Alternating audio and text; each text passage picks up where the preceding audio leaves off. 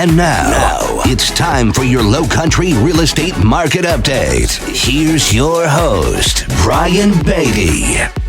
Good morning, Charleston, and welcome to another edition of the Brian Beatty Real Estate Show here on the Big Talker, 1250 WTMA and WTMA.com. I'm your host, Brian Beatty, and thanks for joining me this morning. Gosh, 11 years I've been on this program, maybe longer at this point, talking about housing, helping you guys better understand the real estate market, right? Not just on a national level, which is what so much news revolves around, but really the regional and then local market news and trends and information that you need to better understand if you're preparing for a move. You know, I think we have a lot of folks that listen to the show that just like being prepared, right? They like to be an informed consumer. And so that's what this show is all about, is sharing my experience as somebody that's sold about 1,500 homes here locally, about $1 billion worth of real estate that I've represented over the past almost 20 years of selling real estate here in Charleston. Still an active agent, still working with folks to help them buy, sell, invest, or manage the properties that they own.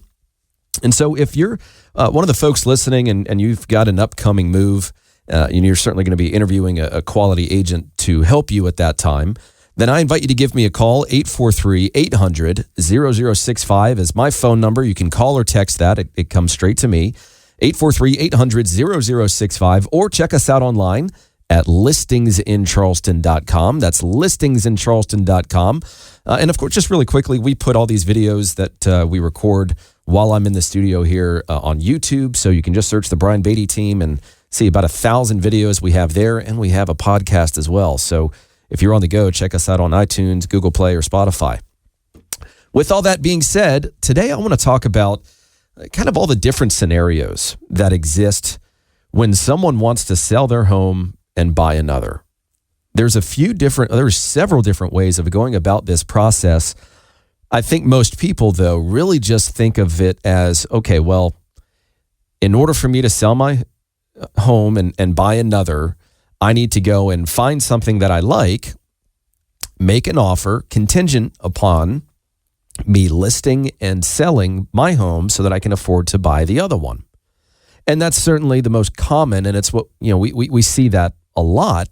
But there are some other ways of doing this that can either limit exposure or increase the attractiveness of the offer to the seller, because that's the big challenge, right? The challenge is we're still in a seller's market. It's very much so weighted in favor of the seller. Now, buyers want to get a deal however they can, whether that's on the purchase price or on terms. But in most instances, the seller doesn't want to wait around for the buyer to then go and list their home and go through showings and get an offer and then get through the inspection and appraisal and financing and blah, blah, blah, blah, blah, and wait on all of that before the buyer can purchase their home. Many properties are still getting multiple offers. They're still selling quickly. The days on market compared to this time last year is actually a little lower. So even though we've seen a bit of an increase in inventory and we've certainly seen an increase in interest rates, the market is still strong. It's still weighted in favor of the seller. So it makes this process for a buyer, frankly, really challenging. And if you're just going to use the traditional method of, you know, making an offer contingent upon you putting your home on the market and accepting an offer and then closing on that property before you can close on this seller's house, then you might not always get the time of day from the seller. They might not agree to that offer at all. So I want to talk about a few different ways that you can approach this process. We're going to talk about that for the majority of this program over the next hour, because there's so many different ways we can do this. And I want you guys to walk away from this particular show understanding your options and at least having some talking points with an agent that you can then determine, based on your situation, what's the best route for you to go. And so, and again, if you're someone that's thinking of selling your home, buying another, not only would we love the opportunity to earn your business, but we also pay all your moving expenses if you sell a home and buy another here locally. So our program director, John Quincy, who you know very well, just sold a home and bought a home with us. And so he was the recipient of a free move. Anyways, the first scenario that I want to talk about here is the idea that you might not actually need to sell your house in order to buy another. There are a bunch of people that have just a ton of equity in their house. And so the idea here is, well, maybe I don't actually need to sell my home in order to be able to afford another. Obviously, if you have to sell in order to buy, you can't afford to carry the payments, then that's understandable. But I want you to think about this. About 60% of all homeowners in the United States have an interest rate at or below 4%, which is incredible. And over the past several years, given all these double-digit increases in home values, you likely have a substantial amount of equity. So the first scenario here is maybe rather than selling your property, you decide to keep it as a rental property. The question is, and this is what we go through with folks in tandem with our property management company, is we ask the question of, all right, well, let's look at your house right now as if we were going to buy it as a rental property. In other words, maybe this home that you've owned over the past 5 years that's really appreciated in value has an interest rate of 4%. And you just can't match that interest rate in today's market unless you assume someone else's mortgage. There are ways of doing that. I'm not going to go down that rabbit hole on this particular program. But let's just say you've owned a home for a few years. Your interest rate's 4%. Would you buy your property today with a 4% interest rate? And so I just did this for one of my past clients. He may have been one of my first clients, quite honestly. I've known him for a long, long time, almost 20 years. And so he has a property, and I'm just going to take you through this scenario really quick because it's applicable and it's something to think about. So let's say that, in this particular instance, he's got a property that's worth about $300,000. And it rents for $2,500 a month. All right, so his annual gross rent is $30,000. A lot of folks, investors, are taught something called the 1% rule, which states that if the property can yield 1% of its value annually in gross rent, then it, quote unquote, makes a good investment. It just so happens that this is how these numbers played out with this particular property. So it's worth $300,000. You can get $2,500 a month in rent. So let's just say that you're going to buy this place today, but with a 4% interest rate. If you put down 20% and, let's say your rate was 8%, right? So if it's today's interest rate at 8%, by the time you pay your taxes and insurance and maintenance reserves and your vacancy loss, which is the amount of time it takes to find a tenant, and then your mortgage payments, you're going to net $169 a month. All right. So if you buy it today at $300,000 with 20% down at an 8% interest rate, you're going to clear $169 a month in net cash flow. So the way that we look at this is, well, how much are you getting in return on the cash that you've invested into buying this property? So we're putting 20% down on a $300,000 house. That's $60,000. And then you've got closing costs, right? Because you're getting a mortgage, and that's usually about $9,000, about 3%. So for the $69,000 you've invested into this property at an 8% interest rate, you're getting a return of 2.9% on your cash. But if it were at a 4% interest rate, then you'd be making $785 a month, and you'd be getting a 13.6% return on your cash, which again is your down payment, your closing costs. So obviously it looks considerably better at 4% because of the reduction in monthly payments or the amount of those monthly payments. But then you also have to think about this. You get, interest rate or mortgage interest tax deductions. You have depreciation. You have principal balance reduction for just making your payments over the course of a year. You have appreciation. You have cash flow that you're taxed on. So given all of this information, and it might sound a little convoluted in following this example, but the point is, maybe you own a property right now that makes sense to keep as a rental. What we need to then do is say, if we're going to keep this property as a rental, how is it going to perform in comparison to all other investment properties or investment types? Could be stocks, could be fill in the blank. And so what we do, and what we've been doing a lot of recently, especially for folks that own multiple investment properties, is we'll look at their portfolio and we'll say, here are how these properties are performing. This is overperforming. This is consistent with the market. This is underperforming. It might make sense for you to sell this property, which has a bunch of equity in it, and do a 1031 tax-deferred exchange into another better investment property that's going to produce at a higher yield, give you a better return on investment. But for just the typical person that's thinking of selling their home before buying another, maybe it makes sense to rent it. And when you run the numbers, you can use 75% of that rental income to offset the debt that the lender takes into consideration when they're determining how much home you can afford.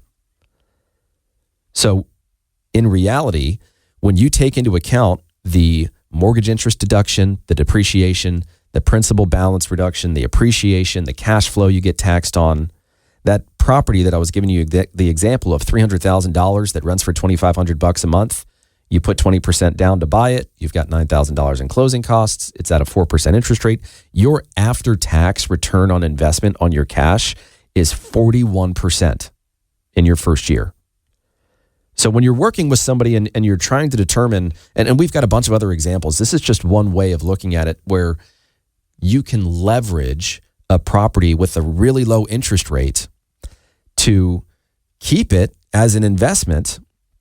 Maybe you hire a property manager so you don't have to mess with it, and you still produce a monthly return while that property grows in value, while your tenant is paying down the principal balance of your mortgage.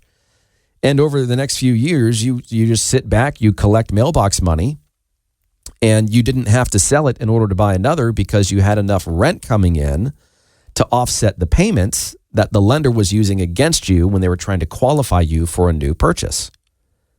So that's one of several ways of looking at the sell a home, buy another through just a different lens and applying a different process to it. Now, it might just be that you have a portfolio of properties or a rental property or anything in between that you want somebody to come in and basically do an analysis for you and say, here's what's overperforming, underperforming. Here's what's, a really good, stable investment that's consistent with the market right now. And then we offer guidance. We offer suggestions and say, if we sold this home or if we took some equity from this home and we put that here or we acquired another property, ultimately, all we're trying to do is raise that bar on your return on investment. We want you to make the most money possible out of real estate holdings.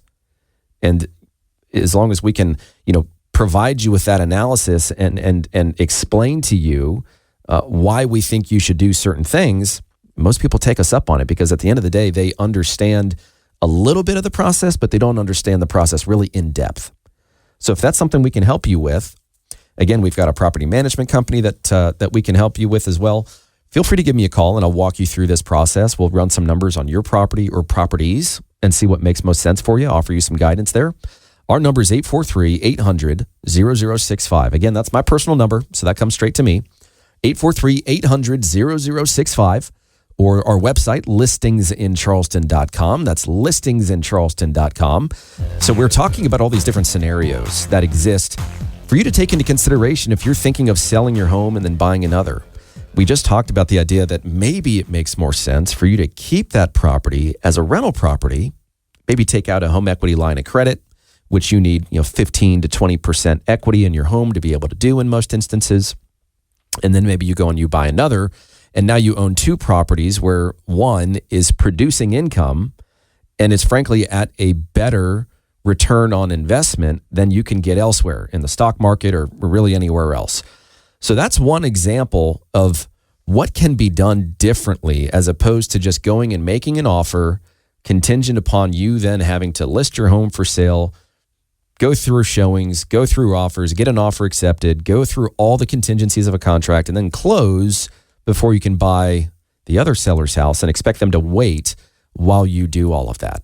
So, and that's just, it's tough to get sellers to agree to that unless they're patient and not in a huge rush to move, or frankly, unless you make it worth their while, because you're asking them to hold up the process for you as opposed to just staying on the market and waiting for another buyer that doesn't need to sell their home before they buy yours. So, and of course that option has existed, and that's what most people think of. It's really most common. Here's another option though. Rather than it being a home sale contingency or just a home sale contingency, you can do kind of the reverse of that. It's called a home purchase contingency. And I've talked about this a few times on this program. I'm still, even with the real estate agents that listen to this program, I'm still not seeing anybody really doing this in our market, which is really surprising, quite frankly, because it's a great option for sellers. So it's called a home purchase contingency. So here's how it works. You agree to go ahead and preemptively list your home for sale, right? You have a reasonable assurance that what you're looking for is going to exist in the market. It either exists already or, it's reasonable to assume that something like what you want is going to hit the market rather quickly, right? In short order. So what you do is you say, all right, I'm going to increase the attractiveness of my offer when something that I want to buy ultimately hits the market. And I'm going to do that by listing my property for sale now and including something called a home purchase contingency.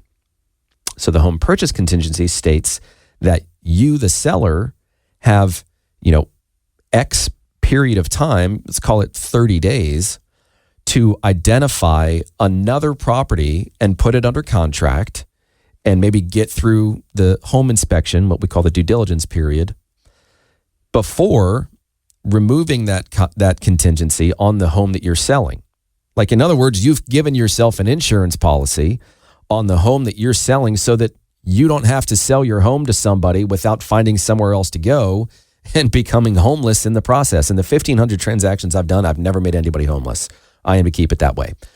So the logistics of it are pretty simple. You list your home for sale. You start having showings.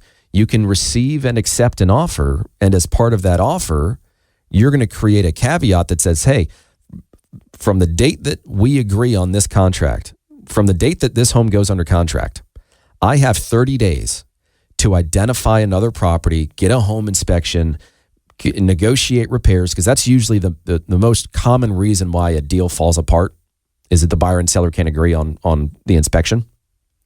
Sometimes it's the appraisal, sometimes it's financing, but not nearly as often as the home inspection.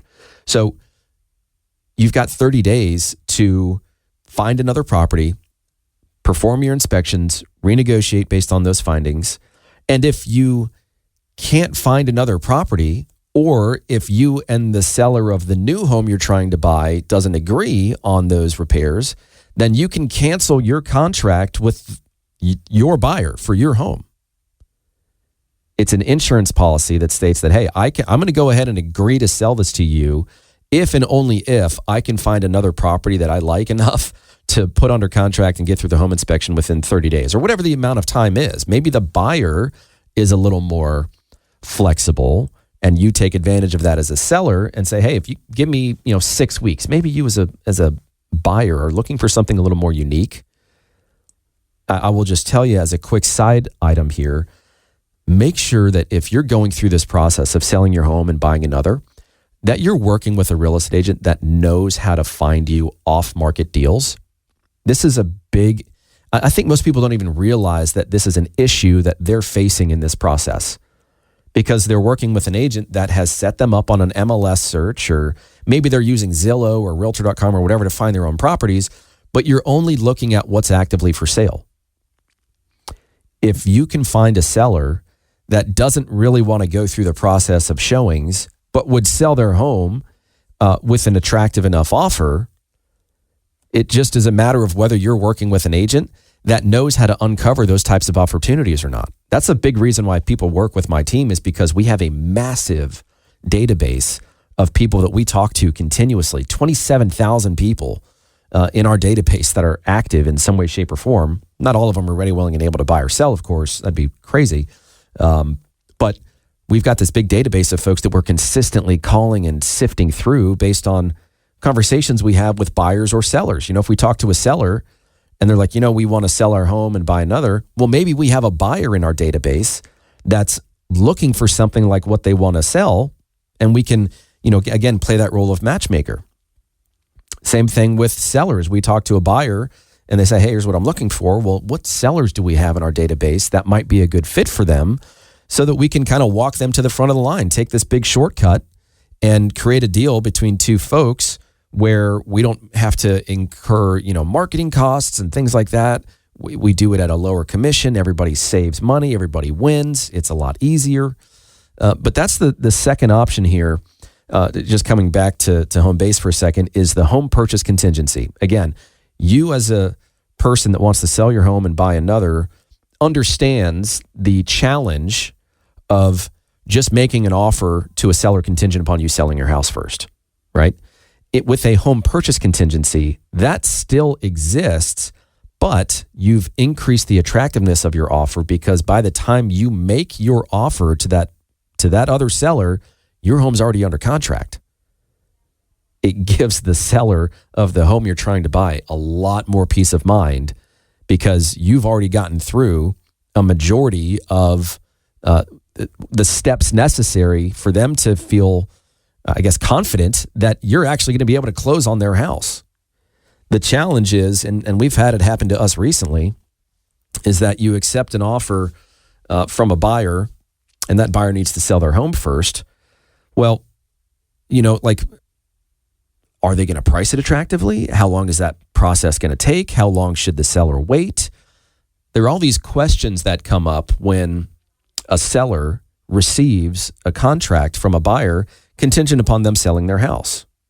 And again, some of those questions should be, well, what are you going to price your property at? What are the comps and is the listing price that you're going to put your home on the market for competitive enough for me to, have reasonable assurance that you're actually going to be able to put your home under contract? No seller out there wants to take an offer from a buyer that needs to sell their home first if they're going to overprice their property when they hit the market. You're just going to be wasting the seller's time and, they're not going to be happy about that. But if you're working with a quality agent that's been through this process and really has a lot of experience, not only can we offer alternative methods or solutions, depending upon whether we're representing the buyer or the seller, but we're also going to do some fact checking, right? We need to do some due diligence on our end to make sure that, if this property is going to hit the market, is it priced attractively enough? Do we need to include some sort of language in the contract that says, hey, if you hit the market and it hasn't received an offer in, 10 days, we want a 5% price reduction or something along those lines. Again, that's something you can put into a contract so long as the buyer agrees to it. Or maybe we say, hey, we'll give you, 15 days or 30 days to put your home under contract. But if you need more time, then at that point in time, your earnest money is going to become non-refundable. Again, just different things that you can add to this equation to really protect your bottom line, protect your time, and increase the likelihood of you actually being able to purchase the home you want to purchase while including a home sale contingency. We just do it in a slightly different way. All right. So we'll talk about a few other methods here coming up. But if you want to reach out to me, and I know that this is getting a little technical, all these different solutions. We've talked about renting keeping your property, renting it out, using it as a rental, and offsetting the cost of your current home through rental income to then be able to go and buy something else and maybe even make some money in the process. We've talked about analyzing your investment properties in general to see how the performance of that property looks in comparison to the market and other opportunities.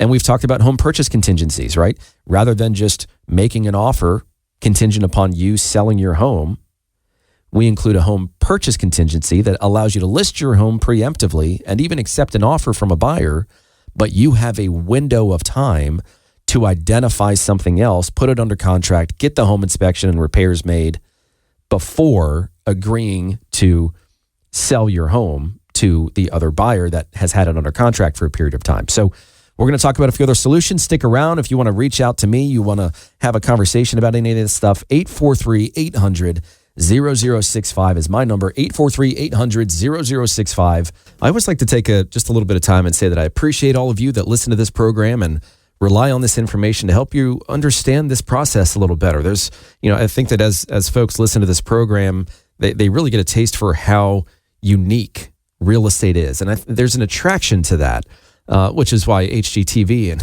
things like that are so popular. But I know that plenty of you listen to this show for nothing more than entertainment factor, and I appreciate that. I also appreciate those of you that reach out to me that ask me for help, whether it's something simple like, hey, I need a good contractor recommendation, or here's the scenario, what do you think? Or, helping with the process of selling a home, buying a home, investing in real estate, managing your current real estate through property management, maybe even selling real estate as a career choice. We're open to all of those phone calls and are happy to help and are appreciative of the opportunity to do that. So the number here is 843-800-0065. Again, that's my personal number that comes straight to me.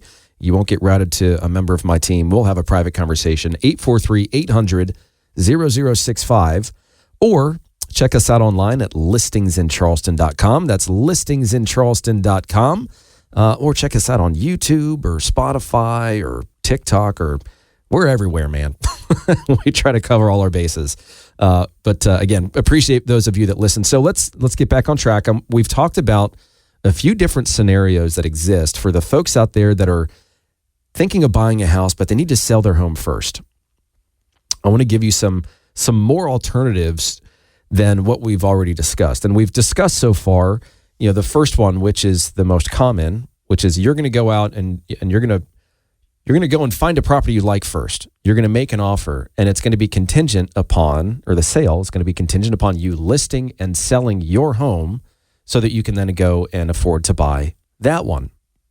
Most sellers don't like that very much unless you're, again, making it worth their while. So we've talked about looking at your property as maybe a investment property. If you've got a really low interest rate, like most of us do, the numbers are probably going to look really attractive from a rental perspective, especially when you take into account things like your mortgage interest deduction and depreciation and appreciation and all these different things to really calculate your after-tax return on investment if you keep that property as a rental.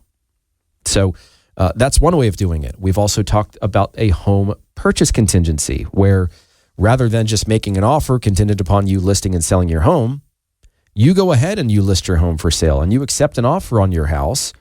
You just have a caveat that says, hey, Mr. Buyer or Mrs. Buyer, I have 30 days or I have 6 weeks to go and find another property and put it under contract and get through the inspections. And if I can do that, then I will remove the home purchase contingency and you can buy my house because I'll be buying another. But you've got a layer of protection that allows you as the buyer in this example to go to the seller and say, hey, my home's already under contract. All I have to do is close on it, basically. But before that can happen, I need to get through the home inspection on your house and make sure that we see eye to eye before I agree to sell my house to this buyer, because I don't want to end up not being able to buy your home and having to sell my home to somebody without anywhere to go. The third option is for folks that might have the cash for a down payment, but they don't make enough income to be able to support mortgage payments, taxes, and insurance on 2 properties. The third option is finding a property that's owned outright by a seller. And again, work with a good real estate agent that has access to these resources that can then go and sift through all this public data to find properties that you want to buy based on, criteria. That's all searchable by us. And then we have our team make a bunch of phone calls to these sellers and say, hey, we've got a buyer looking for a property like yours. They're ready, willing, and able. Are you interested in selling your home? And if they don't have a mortgage, then here's what we can do. We can say, hey, we're going to put down, 10%, 20%, whatever the number that you're comfortable with is. And we're going to say, hey, we're going to do seller financing on the home that we're purchasing for, let's say, no more than 6 months. But you're going to have a really low interest rate on the mortgage that's created between you and the seller of the property you're trying to buy. So again, rather than just going to them and saying, hey, I want to make an offer on your home, but I'd have to list and sell my property before I can buy yours, you can go ahead and say, hey, I've got enough cash to provide you, the seller, with a down payment. But if you give me a 3% interest rate, then I can go ahead and close on your property and you can hold a mortgage on it where you're going to get my down payment and then you'll get monthly payments from me. And then when I go and sell my home, I'll refinance you out and you'll get the rest of, the principal balance, and you won't be the bank anymore. That's a fantastic option and solution for folks that, again, they've got some cash, they've got their down payment saved up for the next property, and they have equity in the home that they own.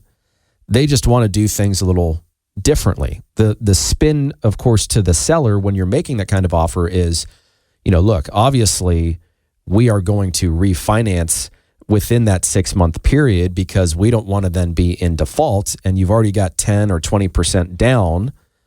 So the risk of us defaulting and not being able to refinance is very low. We already have a pre-approval letter from a lender saying that when our home sells, we can more than afford, your home. We just need some help carrying the mortgage for, 4 months, 5 months, 6 months, something like that. And I don't talk about this very often on this program, but just as a little sidebar, I also own a private money lending company. So I use my own cash and I lend that out to other investors to acquire property, flip property, maybe, rehab some of their property and then refinance and pay me back. But when we talk about doing something like seller financing or alternative financing methods, I know a lot in that space. And so for the folks out there that want to do things a little differently and not run the risk of a seller just rejecting their offer to begin with, because that seller doesn't want to put up with you listing your home for sale and then marketing it and finding a buyer and hoping that it goes, smoothly and actually closes, we've got some options. I think that the seller financing option is a fantastic option. It gives that seller a little bit of income over the course of the next few months, in addition to the down payment that they're getting. And if they don't have to, if they're not strapped for that cash, if they're not strapped for that equity, then it's a fantastic solution. It's a win-win for both parties. So we've talked about renting it out. We've talked about the home purchase contingency. We've talked about seller financing. We've even talked to an extent about the idea of maybe taking some equity out of the house that you own right now, using that as the down payment to purchase another property.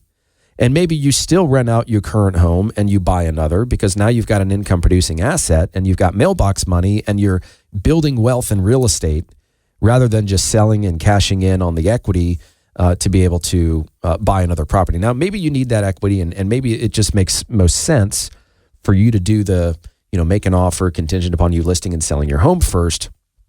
But in most instances, we find that there's a better way to approach this process that ultimately benefits you financially. And I think that's what the job and role of a really experienced real estate agent can do for you. I mean, that's the benefit of working with somebody that has deeper knowledge than just simple A to B transactions. If you want somebody that's just a facilitator of a transaction, that's one thing. And there are plenty of folks out there that don't think that this level of knowledge matters when they're working with a real estate agent. They've got a very clear picture of what they want. Their situation isn't very complex. And they take, kind of the easy route. They just work with the first agent that has a heartbeat and can speak somewhat intelligently. And then they kind of learn after the fact that, well, had I asked these questions or had this agent brought these things to my attention, I could have saved a lot of money in this process. And so that's what we're here for. That's what we aim to do. That's the purpose of this program, is to educate and inform you on trends within the market and the process, and maybe just kind of highlight some things that you're not very, educated on, and things that are just not very well known, and frankly, not very well used in our industry. I just told you a little bit a few minutes ago that I don't see anybody using home purchase contingencies. I think it's a huge mistake. I think it's an awesome opportunity for a seller. I frankly think that most people just don't know how to do it, or they're not out there kind of expanding their horizons as an agent. They're just kind of falling into the, facilitator of a transaction role. So we've got one more option to discuss when we come back. This is the Brian Beatty Real Estate Show right here on the Big Talker 1250 WTMA and WTMA.com. Again, if you want to go through this process with us and just talk about a few different options, come up with a strategy that works best for you, give me a call or text me. It's my personal number, 843-800-0065. That's 843-800-0065. Check us out online, listingsincharleston.com. That's listingsincharleston.com. This whole show has really revolved around what to do as a seller if you need to sell your home before buying another. There's a bunch of different ways of going about this process. We've talked about maybe keeping your home as a rental property and how, a really good agent that's really familiar with investment-based real estate. I own a property management company and a private money lending company, and I'm an investor myself, and we work with a bunch of them. We've, at one point, we're hired by a company to acquire $30 million a month in real estate for an institutional investor. So for the folks that are listening that own investment property, it's a really good idea. We've not had one person that felt like this was a waste of time, but it's a really good idea for you to get a sense of how your real estate portfolio is performing and to see if there's any gaps that you aren't taking into consideration as it relates to the performance of that investment portfolio or just singular investment property. So reach out to us and we'll perform an analysis for you that will tell you whether your property is overperforming, underperforming. We'll provide suggestions and some things that you can do to increase your wealth in real estate and ultimately increase your cash flow. That's what that section of our business is designed to do. We're essentially a financial planner, but in the real estate world. We've talked about a home purchase contingency. We've talked about using seller financing to kind of bridge the gap between the time that you buy that property and the time that it's going to take for you to sell your own without having to tie them up while you wait for you to sell your property or while they wait for you to sell your property. There are two other options here, and I'm going to try and get through this in the last 5 minutes or so of this show. The first one is, frankly, a lot easier. It's a lot easier than some of these other things that we've talked about. It's you just agree to sell your home, but you get the buyer to allow you to rent it back from them for some predetermined period of time. So again, all of this is very situation specific. I'm not going to recommend any one of these scenarios as like a blanket, this is better than the other. But it sure is easier to be able to already have your home sold before you go and you buy another one. Now, of course, while you're selling your property and you've gotten the buyer to agree to allow you to stay for maybe 2-3 months, we're looking for properties for you to buy. Right? We don't want to wait until the last second for you to be able to move into that new house, but it buys us some time and it eliminates those mortgage payments when that lender is calculating your debt to income ratio. So a very simple approach here is just to go ahead and sell your property, but have a predetermined amount of time where you can lease that property back from the buyer. And in some instances, depending upon negotiations, you might be able to do that at no cost or for like $1 per month. Again, all of this is negotiable. It just takes somebody that understands how to play the game, right? How to move the pieces on the chessboard in order for you to get what you want out of this process. The last thing here is, maybe you're just not comfortable with some of these other options and you want to really increase the attractiveness of your offer to a seller. There are third-party companies that exist that you can rely on to essentially take your offer and upgrade it to a cash offer. And you guys might have seen some marketing from real estate agents that revolve around this. Really, any agent has access to it. It's just a matter of whether they know about it and have taken their clients through it or not. But this is pretty cool. There are third-party companies that exist that will buy the home that you want to buy and then charge you rent until you can sell your home and then buy that home from the third-party company. So I'll just say that one more time. Rather than you going to the seller and saying, hey, I want to buy your house, but I need to list and sell my home first, you can you can get help from a third-party company that will say, hey, I'm still going to list and sell my home, and that needs to happen no matter what. But if I can't list and sell my home in time to buy your property, then this third-party company is going to pay you cash for it. And then I'm just going to have to buy that property back from that third-party company and essentially rent it from that third-party company if it takes longer than anticipated for me to sell my house. So you're giving the seller peace of mind that, hey, no matter what, we're going to hit the closing date. We're going to buy the house, even if this third-party company has to pay you cash. And I'll worry about paying them off once I sell my house. But you're not going to have to wait on me to sell my house. Now, it's going to cost you some percentage points. There's going to be some rent that's incorporated into all of that. But sometimes it's what's necessary, quite honestly, for you to be able to buy the house that you ultimately want to buy. You know, it's one thing in this market with inventory being as low as it is to find something that you actually want to buy. It's another for them to agree to give you the time necessary to sell your home first if you don't have the ability to just buy it anyways, right? Own two homes at once. Most folks aren't happy with that process. There are some folks, of course, that financially can afford it. But these are just a few different ways that we can approach this process of, you know, hey, I want to buy another house, but I need to sell my home first. What do I do with the home I own now? Do I keep it and rent it? Do I take equity out of it and buy something else? Do I use seller financing on the home I'm purchasing to bridge the gap between the time that I buy it and I sell my home? Do I use a third-party company to guarantee the closing that will come in and pay cash for the house, and then I'll just have to pay them off when my home sells?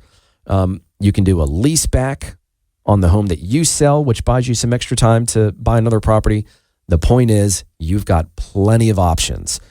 Don't just fall victim to, well, I have to list and sell my home before I can buy yours, because you're not going to get the time of day in most instances from today's sellers in today's market. So you have to have some alternatives. And frankly, you have to be working with an agent that understands these alternatives, that can provide you with some options, that can work with that seller and what they need out of the transaction to come up with solutions. Okay. If I can help you with that, 843-800-0065 is my number, 843-800-0065, or listingsincharleston.com is the website. Thank you so much for listening, and you guys enjoy your day. Join us for another edition of the Brian Beatty Real Estate Show next Saturday morning at 9 and Sunday morning at 10. Find him online at listingsincharleston.com. That's listingsincharleston.com. Or call him at 843-800-0065. That's 843-800-0065.